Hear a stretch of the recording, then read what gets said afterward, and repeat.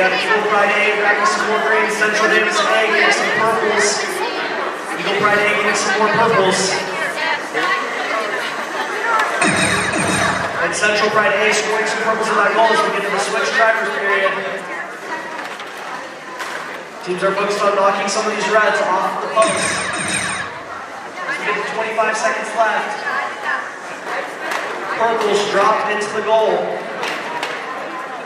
by Eagle Pride A. Central Davis A looking to knock down that cube. Eagle Pride A with a big load of cubes, dropping them all the way into the goal. Can they get the partial mark in time? 2 seconds left.